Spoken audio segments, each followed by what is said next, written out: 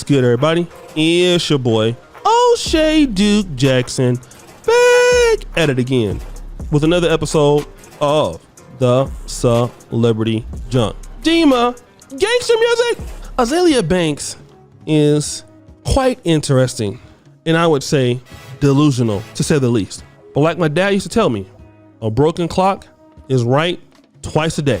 And Azealia Banks is on to something because she talks about that black men in hip hop are afraid of one another and even believe that taking each other's lives is a badge of honor. I want to reflect back in the 80s when I came up in two different distinct neighborhoods. I grew up in South Central in Compton, and then when I migrated to Sacramento, I later grew up in Del Paso Heights. And I can remember those men who were from the first Great Migration to California, those who came from Alabama, those who came from Arkansas, the Mississippis. Many of them came to McClellan Air Force Base. Many people came to Oakland to work in, the seashores men at Stee or at Chemico, places like that. I can remember how black men used to interact with one another. They were glad to see each other.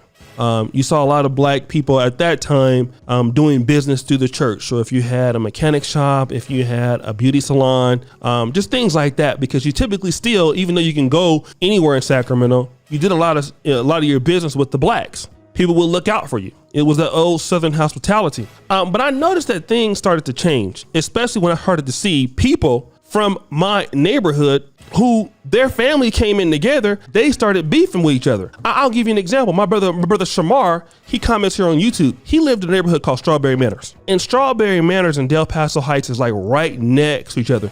Our families were best friends. Okay, we all came from the same place. Mobile, Louisiana, Natchitoches, okay, Shreveport, Port Arthur, Texas. Now, by the time my generation came, those guys was killing each other, and their grandmas was best friends.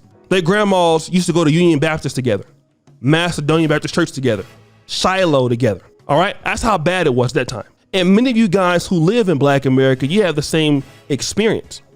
And so what happens is that a lot of these black men have forgotten how to be friends, how to understand one another. And because they're afraid of that, they've been taught to hate each other. Killing a black man is a badge of honor. And not only that, it's monetizable. Okay. And you know what? Azealia Banks, I would have to say, is right. And I want to listen to what she says in a particular segment here. Sad music. No, really, black men. Why are you guys so afraid of one another? Why do you think killing one of your own is a badge of honor? You guys definitely aren't carrying guns to defend yourself from the white men or police. You are all actually scared to death of white men and the police. Stop the show. She's right. Okay. Very, very right.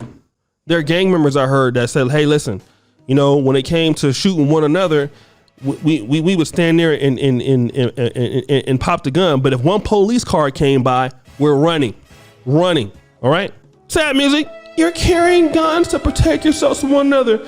It's actually the most asinine logic ever. Why are black men, especially in hip hop, so scared of one another? Serious question.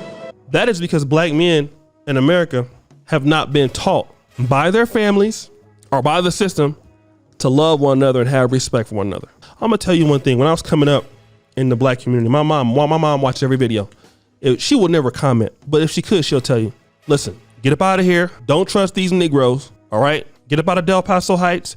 I moved back to Compton in my early 20s. She got me the hell up out of there. I was there with my dad. You need to go out and do some things in the greater America. That's the best advice she can give me. That's all she knew, right? What she didn't understand is that my people have given me everything that I have right now. Black men. I literally got everything I've gotten from African-American black men and other brothers from other places in the black community that have been able to retire me from having to work a job because my people support me. And this is the reason why, as much as I may talk stuff about situations about the African-American community, I'm a big critic. I can never take that away from African-Americans because they are the ones that gave me what I have. And I'll always be thankful for that. I will never discount that. Okay.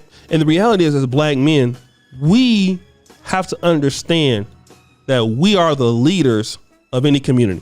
We are the ones that build economies. We are the ones that keep money circulating in those communities.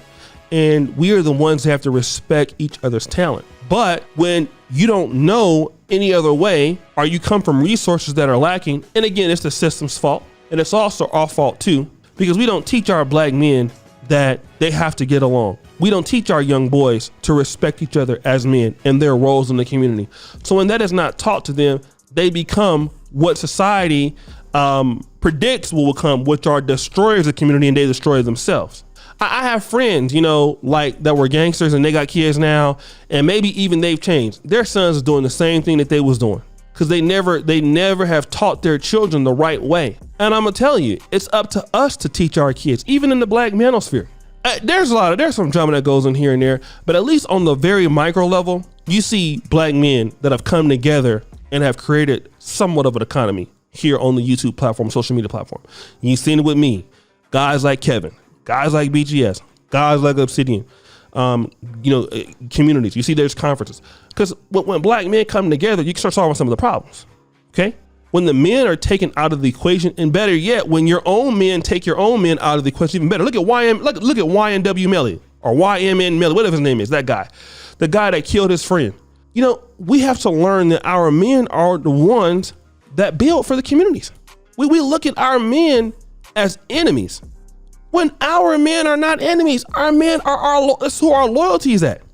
We gotta teach our young kids that the guy who's gonna be in your next business is possibly gonna be another black man.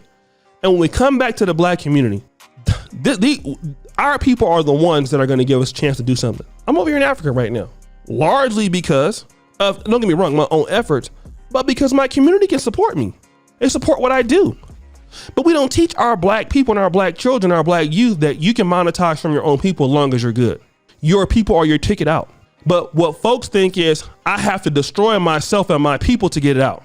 I have to be an enemy. I have to rap about my murder, like Lil Durk. Lil Durk allegedly killed some lady 7 years ago. I don't know if it's true, but blogs are saying that. Okay. And this whole rap music, you know, you got to basically be out here rapping about, that's the only way you can make it. Lack of confidence. You have a lot of young black men that don't believe in themselves, and it's petty, right? But it's up to black men who are the best and brightest of our community to show people how to treat our men. Set the standard on how the men are supposed to respect not only themselves, but other women. How to build your communities. You know, when you see trash and stuff, some of these urban black cities and cities in Philadelphia, cities in Houston, Texas, these guys don't have anything, okay, that gets them to take care of their stuff. Like the old guys of the past. Have pride in where you live. Have pride in wanting to help other brothers go to the next level. We don't do that. We need to, we don't. And some of us are doing that. I will give some of the brothers a shout out, but this is why. And slowly we are going to change that narrative, because young black men in hip hop could be making more money collaborating, but they're rapping about destroying each other. And that comes from lack of home training. But guys, what do you think? It's your boy, O'Shea Duke Jackson, back at it again with another episode of The Celebrity Junk. I already appreciate you for all that you do. Subscribe, hit the bell, check out the first comment at the top. And as you know, the buffoonery remains an all-time high. I'm out.